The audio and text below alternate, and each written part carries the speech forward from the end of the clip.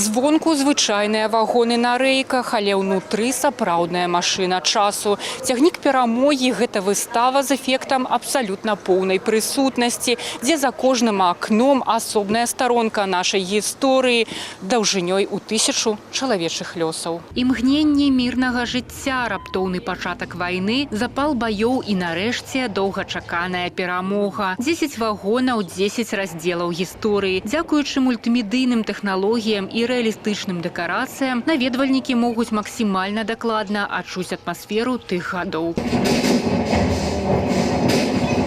Дакрануцца да гісторыі дапамагае аўдыягід. Аповяд вядзецца ад імя машыніста Лідзі. Дзяўчына расказвае аб тым, як вайна змяніла жыццё яе пасажыраў. Дарэчы, у гераіні ёсць рэальны прататып – машыніст гомельскага дэпо Алена Чухнюк. Елена Чухнюк – это, будем говорить, прародительница нашего локомотивного депо. Она еще в детстве пошла работать на железную дорогу, прошла путь от помощника машиниста, дошла до машиниста. Затем застала ее война. Она в войну пошла, водила поезда в блокированный Ленинград, за что в 1944 году получила звание Героя социалистического труда. А я уже 3-й раз в этом поезде.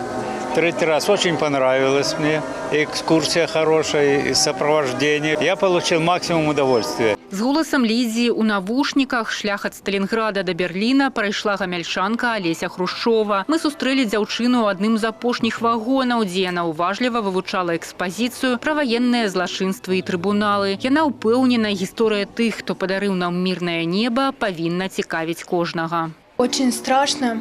Я даже не представляю, как люди морально выносили это все. Все люди огромные, молодцы, которые вынесли вот это все.